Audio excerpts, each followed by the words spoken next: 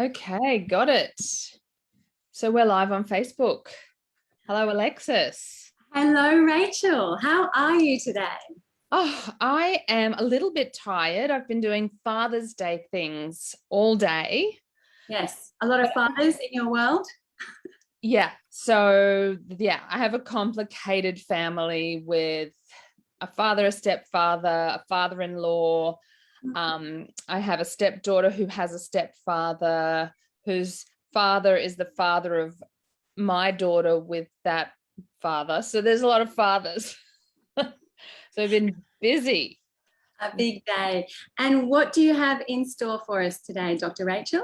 Also, how are you going today? How's your day been? I am extremely well, extremely well. A little bit of father action and just came back from a beautiful night under the stars. Lots of gazing upward at the sky. So no, I am very refreshed and happy. Thank you for asking. Excellent, excellent, good.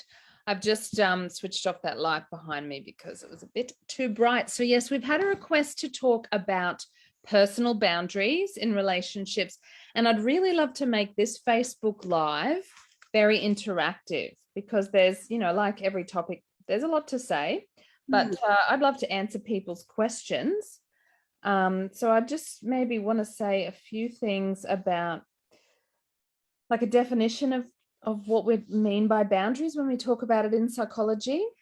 Great idea. Yes. And then maybe see if we get some questions that we can answer. That'd be great. Sounds good. Yeah, I think some examples of how boundaries might help people might help to stimulate a bit of personal life experience. And of course, you don't need to give us too much detail, but please let us know how boundaries are showing up for you and how we can help support your boundaries setting to make your life easier. Yeah, that'd be great if people are watching and have any questions at all. So I often go with the definition of boundaries that Brené Brown offers, and you will be familiar with her work. And she says that a boundary is simply knowing what is okay and not okay by me. And she makes the point that, something might be okay by you, but not by me. So it's quite a personal journey to feel into what is a boundary for you. In other words, what is sort of okay with you and not okay with you. In terms of how much, and there's different kinds of boundaries, right? There's boundaries around our energy, so at some point we all hit the limits of our energy, of how much we do. And that's going to be unique and individual to each of us. Some people like you and me, Alexis, have loads of energy. We just like to say yes to a lot of things, trusting that we'll find the energy. But, a lot of people need to be very mindful and conscious of their energy levels and set boundaries to manage their energy. We may be very conscious or need to become conscious of boundaries around involvement. So how involved we get with things, whether it's in the workplace or perhaps an extended family situation, we may not want to get too involved in something, and that's absolutely within our rights to set a boundary and say, I don't want to get involved in that, or I'll get involved to this extent, but that's my limit. There's boundaries around confidentiality, around privacy. So there's all kinds of boundaries in our lives, but basically boundaries are relate to knowing what our needs are. So, if I can feel into my needs, listen to my needs, I'll have a better ability to set boundaries. So that's the first thing I wanted to say about boundaries. Okay, so our listeners may get clues in their own lives that boundaries might need to be set. If, for example, they're finding their energy is low, they're feeling a sense of being drained. Is that an indicator that you would suggest, Dr. Rachel? Yeah, I think that there are deep sort of bodily cues that we get, whether it's exhaustion, whether it's resentment, whether it's anger. Some of these very uncomfortable feelings are often giving us messages through the body and the mind about the need for a boundary. So yeah, if we're exhausted and tired, that is our body telling us to set a limit or a boundary on ourselves, for sure. I like your highlighting resentment and anger. In fact, I was quoting you only yesterday with a client suggesting that under every feeling, there is a need. And you have instilled that in me. And under every feeling is valid because underneath it is a need. And feelings like anger and resentment are, they're worth digging a little deeper into, particularly because I think many of us struggle with these feelings. Resentment is not a particularly nice feeling. Anger is not something I feel very safe to share with everybody. Yeah, so that's absolutely helpful to see those as pointers towards the need for a boundary. Exactly. Yeah, that's so true, Alexis. One of the strategies Brené Brown suggests is that we keep a resentment journal. Oh, okay. Which seems like quite the opposite to a gratitude journal. I think you could have them side by side. The reason for keeping a resentment journal, I think it's actually not a bad idea. You might not keep it for your whole life, but it might be something you do for a while. Mm-hmm. So many of my clients, and I'm sure people listening will relate to this, if they excavate their psyche, they will find that they feel some resentment towards the people they love, which doesn't seem to fit with our sort of romantic ideas of love. But if you think about all the people you love very much, ask yourself, do I also have some resentment? And they probably have some resentment towards you. We don't need to be afraid of resentment, because resentment is simply this. This is how I define it. I have some unmet needs, and now I'm blaming someone else for that. Resentment is just me blaming somebody else for my unsatisfied needs. As soon as, and that's often very unconscious. It's sort of semi or unconscious that I'm blaming someone else for my unmet needs. I have a need for support, respect, mutuality, or something else. And now I'm feeling the pain of having that unmet need. And now in my mind, I'm blaming someone else. And then I feel resentful. Yeah. It's as simple as that. That's starting to make sense. Yes. Yeah. So if I can make the unconscious conscious, if I can say, well, what unmet needs do I have with this person? That's step one, identifying the need or the needs. And then step two is finding a way to, and a timing, good timing is always helpful, to express those needs to the person I love, and then see what happens. Because now you're asking for what you want, or perhaps asking for a boundary, for something to stop happening, perhaps. And, this, I always say to people, your loved one, this other person, how could they possibly know if you haven't let them know? Yes. They probably don't know how you're feeling or the extent of your feeling if you haven't let them know. So would you encourage listeners to speak the need if once they've identified what's underlying the resentment, the need to speak that openly with someone? I think if it's possible, I know that I'm realistic. I know that sometimes it doesn't feel safe. There's not enough trust in the relationship to do that. But if there is, then I think that it's worth going to that person, do a bit of rehearsal. Like every time we want to set a boundary or express a need, I think it's wise to rehearse beforehand, just like a politician would with the key messages. I'm not suggesting you should be like a politician, but one thing politicians do well is they hone their key message, their key points, and you want to stay on message as well.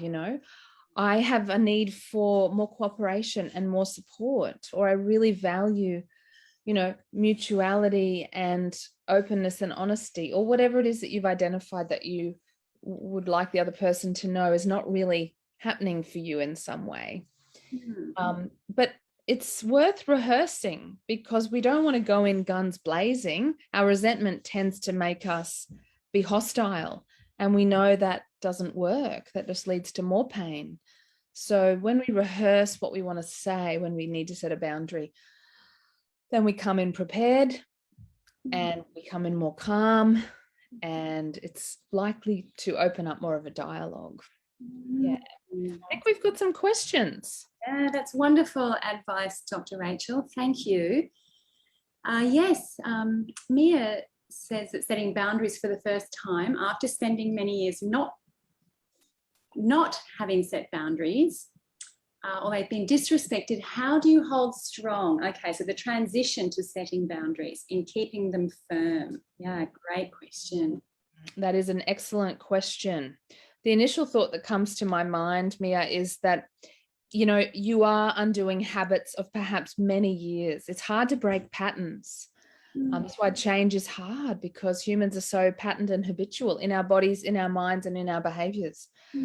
So it takes time and repetition, like with, you know, physiotherapy or learning your times tables or anything, you know, it takes repetition. But here's one thing that I think you can do that's quite unique to breaking patterns in relationships. And that is, I call it take the other person backstage. And it might sound like this. Taking the other person backstage might sound like, hey, I know that I haven't been very good in the past at putting my feelings and needs out there, or being assertive, however you want to say it. I know that I have let these things slide. I know that hasn't helped. I know I've expected you to be a mind reader, even though I haven't let you know things, kind of thought you did know them. And that's on me. So, you know, you own your part. So, but I'm really trying to change things now because I care about you. So, you know, setting a boundary is something you do with someone you care about. If you don't care about a person, you just ditch them from your life. So let's acknowledge that the hard work of expressing needs and setting boundaries is almost always done because there's some valuing, there's some caring there, even if there's resentment. You know, you can have both. You can resent somebody and you can still value them, because you're putting in all this work, right? So let them know, I care about our relationship. This is really hard for me. I feel nervous. I feel anxious doing this. I don't want to hurt you. I don't want this to seem like criticism. That's taking the person backstage. Telling them all the thoughts that you're having about the conversation that you're about to have or are having. You know, if you feel nervous, if you feel wobbly and shaky, if you feel scared that you won't be received in your good intentions, say that, be honest about that, and then say what you'd like to set a boundary around. So it's sort of in two parts. Does that make sense, Mia? I'm wondering. Does that make sense to you, Alexis? It makes wonderful sense. Yes, taking the other person backstage and filling them in the context around how much you value the relationship. That's the reason why you are now willing to shift some habits. And I think it's a really great question, Mia, because I know in my life as a parent, I swung between being too lax and then overcompensating by being too firm. So it was a new playing field to be assertive. This is okay, and this is not okay. So to set that background, I think, is an excellent suggestion. Okay, we're going to try something different here because I'm learning to set some boundaries. Yes, because I feel some anger, some resentment, and I have a need underlying that need for mutuality or connection or understanding or support. I think, yeah, your advice is really spot on. Thank you. And thank you for that summary, because that is exactly it. You know, be honest. Say, I do feel some anger, I do feel some resentment, but I don't want to, or I don't want to anymore. You know, and so you're really clearing the channels of communication, and you will feel uncomfortable. This is the other thing I want people to know. There is safety and kind of a sort of a weird comfort in doing the old pattern. But then you choose resentment. And Brene Brown says, choose discomfort over resentment. I never forgot that phrase. Choose discomfort over resentment, because to change any new pattern, to make the unconscious conscious, sounds beautiful. Self-awareness sounds like such a blissful term, but let me tell you, if you don't already know this, it is not bliss. Self-awareness Self-awareness is often not bliss at all. Often self-awareness is so scary and uncomfortable because now you know that you know something about yourself that you didn't really realize before. And now you've got to do something about that. You've either got to stay in your old pattern and stay resentful, or go really uncomfortable and try the new thing, and then try it again and again and again, and screw up and mess up and just keep going anyway. It's not bliss. It's very uncomfortable. But what's the alternative? Yes, this is such a powerful conversation, Dr. Rachel. You know, resentment and even exhaustion, I think many people learn to live with as, you know, an accepted way of life, without realizing that there is an alternative. And yes, it will be scary to open up, but you're right, rather choose that discomfort of feeling exposed or vulnerable, if it means uprooting resentment. I mean, what a drain of our energy resentment, especially long-standing resentment, can be. Oh, I mean, you know, this anger and resentment, the body keeps the score, right? I mean, I think it can lead to depression. It can lead to physical illness. Mia says that it makes sense. And she says, you know, setting boundaries in intimate relationships is very hard. It is very, very hard. But maybe if I share thoughts and feelings of being nervous, etc., it may be received better. Setting boundaries can sound abrupt when you start putting them in place. In the Gottman method, which is one of the techniques we teach couples, Mia, we work a lot on what's called a soft startup. So the soft startup, which you can use with a partner or children or family members, sounds a bit like, hey, I really would like to talk about X. I'm nervous to talk about X. Would now be a good time? Or I'd like to talk about that interaction we had yesterday. So you're really priming and setting up the conversation in a soft and gentle way. And yeah, you might say, I'm feeling a bit nervous. I'm a bit shaky. I really don't want conflict or for you to hear this as blame, because it really isn't. So you're sort of setting it up, and that takes away the abruptness that you were talking about, Mia. So remember the soft startup. You could even Google Gottman's soft startup for some good articles. Mm-hmm. Thank you for that, Dr. Rachel. It's wonderful to have your support during transition, and you know, it's worth letting listeners know that we will be here weekly, and that you can use this opportunity to progress in your opening up, and that it is our job to provide you with the skill set to build your confidence as you gradually make these transitions. Sue says she's still reeling from our last discussion last week on shame, which doesn't surprise me, Sue. It was a big one. Shame was a very big one. And this one is too.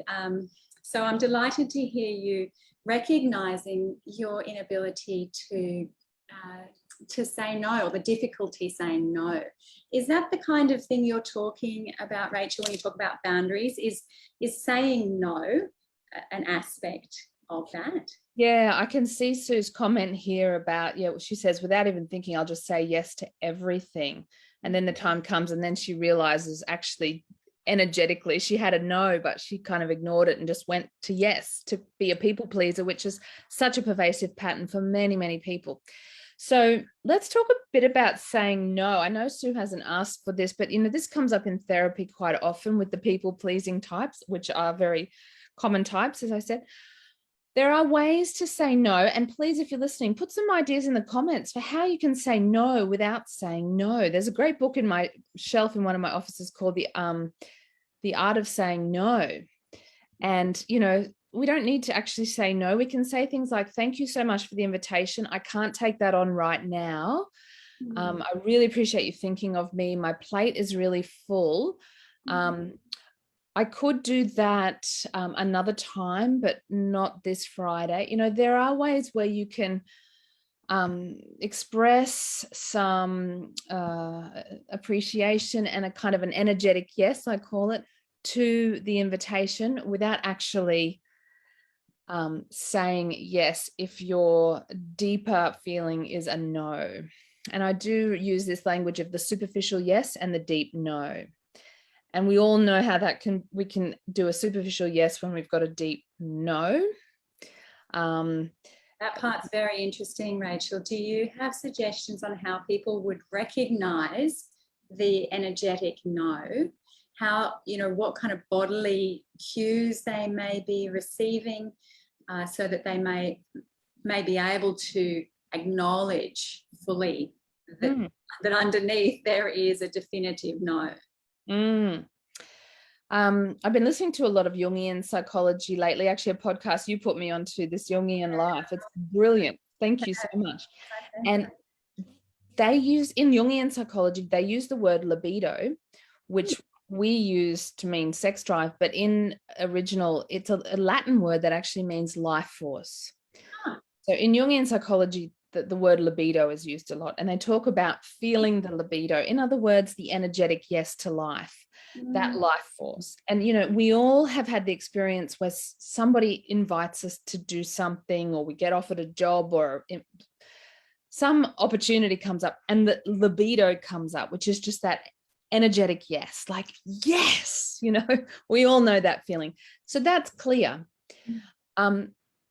Maybe we've also had a very clear experience of an energetic no, although perhaps what Sue is saying, I've had clients like this, they never learned to say no. They were never allowed to say no. So that energetic no is not clear to them. So what tends to happen, and this can happen to all of us, is we just experience confusion. It's not that clear libidinous yes. It's more like, oh, I should say yes, I'll say yes, and there's a lot of buts in there, and the mind gets confused. The body, we feel it like anxiety, or perhaps a wave of tiredness comes over us. This is the other way it can show up. Sometimes you can be around a person and then suddenly feel tired. My suggestion, if confusion arises or tiredness, is that we give ourselves time. Buy time for yourself. You can say to people, I'll get back to you on that. Please let me think about it. I mean, occasionally that's not possible, but very often that is an option. Your boss asks you if you can have something in by Friday. You say, look, let me just get back to you within the next couple of hours. I just need to check on some things. Or an invitation to a social event. I'll get back to you tomorrow. Buy yourself some time so you can go and sit and journal and meditate, or talk to a friend or someone else you trust, to see if you can get into the deeper feeling, not the conditioned feeling and the pattern which says, well, you have to say yes. Sit with it. And sometimes I literally put two hands out like this, and I think of, this is my yes and this is my no. And I try to feel into the weight of those two choices, and what needs would be met if I went with this one, and what needs would be met if I went with this one. And then I just try to get a sense in my body using my hands.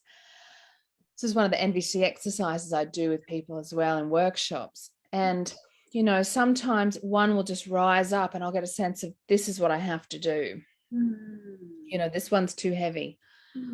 Or sometimes the heaviness actually to me, it means like, oh yeah, this one's got a lot of importance and gravity about it. But I don't know, like, to me, it takes time when that confusion arises. So I want to delay my decision until I'm a bit clearer.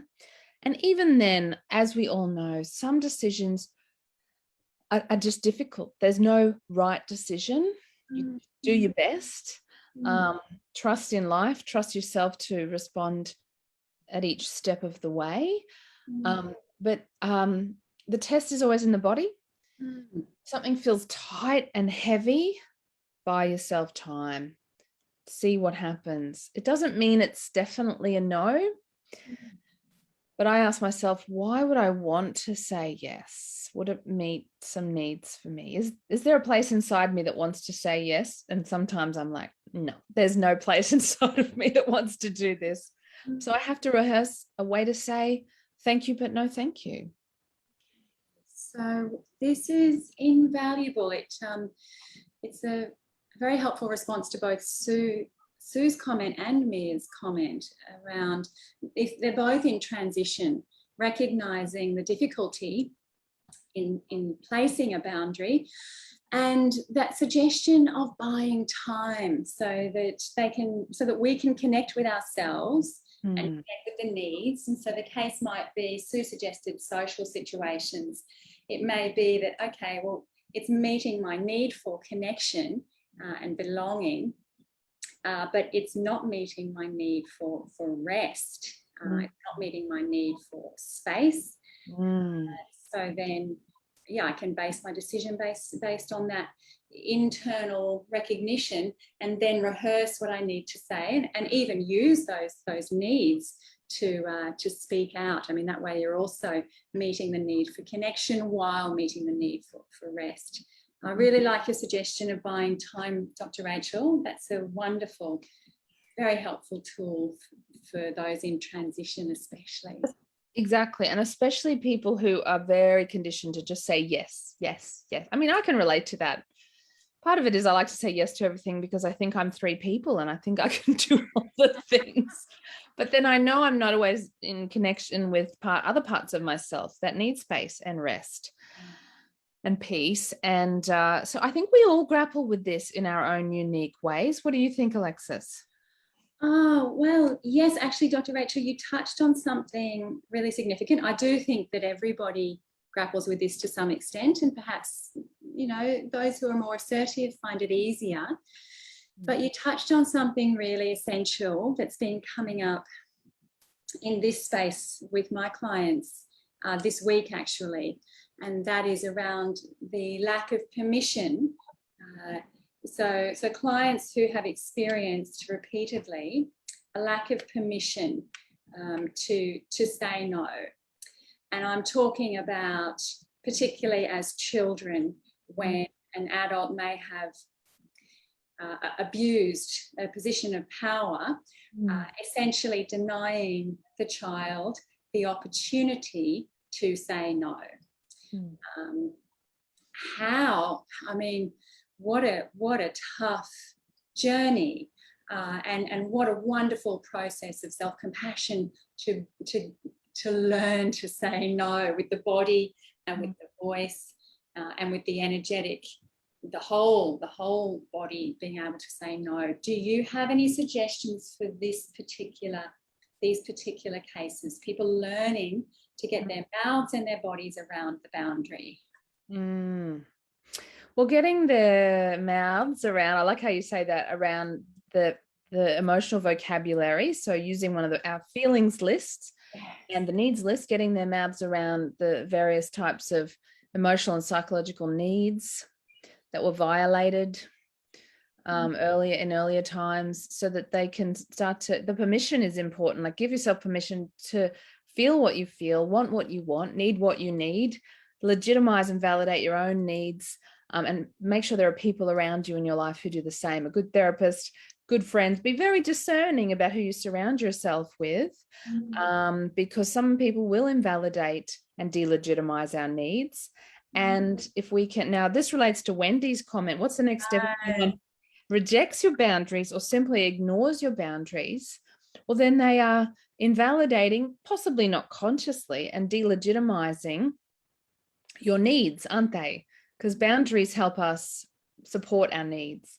So if they continually or repeatedly reject or ignore your requests, no matter how clear you are about how important this is to you, then you have some choices, right? I mean, Marshall Rosenberg, the founder of NBC, called it dogging for your needs. He said, you know, sometimes we do need to just, like that politician, it's a terrible analogy, stay on message. This is so important to me. And so couples sometimes apologize. They say, Rachel, we're so sorry that we're still talking to you about the same stuff 12 months later. And I say, don't apologize. You know, even Carl Jung said we circle the truth of our lives and we keep coming back around to the same material, but it's always a little bit different each time. So there are certain very precious needs which we just need to revisit over and over and over again. And it's not repetition in a production line sense, because each time we do it, we'll feel into that need a bit differently. We'll understand that need slightly differently. We'll express it slightly differently. And so that's one option, is we just dog for our needs. We continue to hold them as precious and express them as calmly and clearly as we can. Now, the other option might be you end that relationship. It's a harsh option, but of course it happens every day of the week. We end relationships, whether it's a friendship, a love relationship, or a work relationship. We may choose to end it because we put our hands on our hearts and we say, I tried. I haven't got it in me anymore. I don't want to keep doing this. And that is a legitimate option. I have to sometimes remind my clients that ending relationships can be done compassionately, and it is one of their options. So yeah, there's no magic bullet here, Wendy. There's no easy answer to your question. It involves a lot of self-compassion, self-awareness, and expressing yourself in a way that could feel very uncomfortable.